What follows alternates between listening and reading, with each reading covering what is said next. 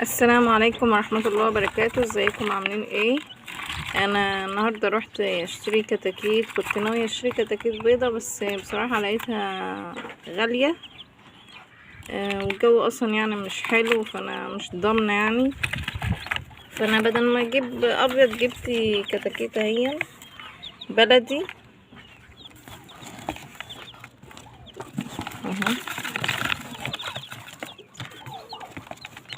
جبت 10 يعني، انا اول مرة هربيهم، فانا هربيهم معاكم وانتوا تقولوا لي برضو لو في اي حاجه تقولي لي ايه هي، فهنستقبلهم مع بعض. خلينا نروح مع بعض كده هنجهز المكان بتاعهم، نروح بس العش عندهم هنحطها فيهم ونرجع لكم تاني. دي يا جماعه البوكسه اللي احنا هنحطها فيها. انا جبت شكاره كده هي نظيفه هنفرشها لهم.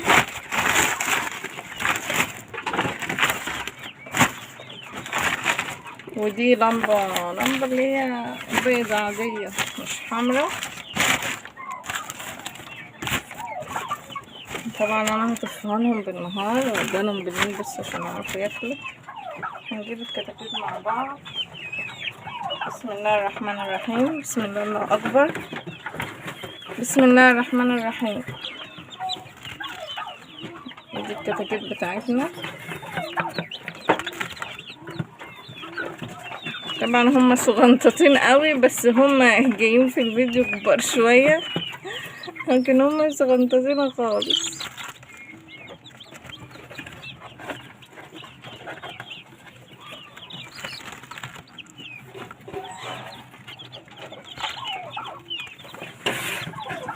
هما دول الكتاكيت بتوعنا. بسم الله الرحمن الرحيم، بسم الله الله اكبر. بصراحة انا ما كنتش ناوية اجيب بصراحة، بس لما رحت هناك فلقيت يعني ناس كتير اوي بتاخدهم، فانا قلت اجيبهم واجربهم معاكم وانتوا كمان تقولوا لي ايه رايكم وازاي اتعامل معاهم. طبعا هنجيب لهم الميه والاكل. دي السقايه اللي انا هحطها الميه الكتاكيت بتاعتنا الصغيرين.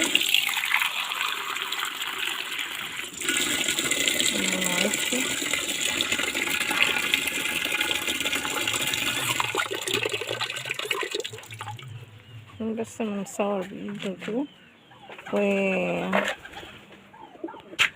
كده هي هنحط لسه بقى فيها عسل اسود، نحط شويه عسل اسود يعني ايه شويه حلوين كده.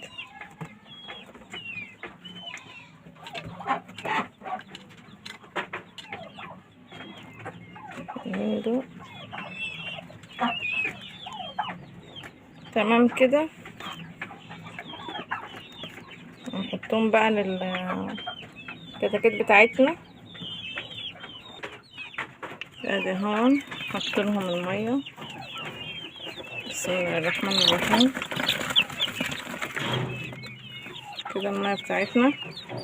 بصراحه ماما كانتش عايزاني اجيب اصلا كتاكيت يعني هي زعقت معايا، بس انا بصراحه كان نفسي اجيبهم واربيهم عشان حتى الفرح.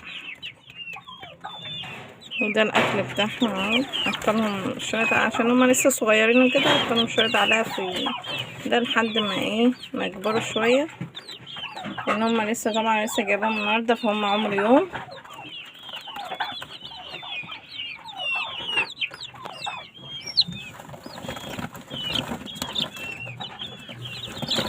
انتوا يا جماعه قولوا لي ايه رايكم.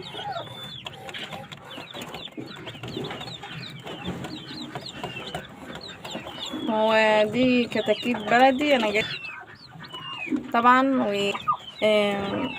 ماليش قوي في تربيه الكتاكيت البيضة يعني، ماليش في الابيض قوي، ده لسه يعني محتاجه ان انا اتعلم شويه وبعدين اجيبهم واصورهم معاكم ان شاء الله لو جبت يعني، واقول لكم بتربوا ازاي. اتمنى الفيديو يعجبكم، متنسوش تدعموني بلايك واشتراك في القناه، تشتركوا في القناه. مع السلامه.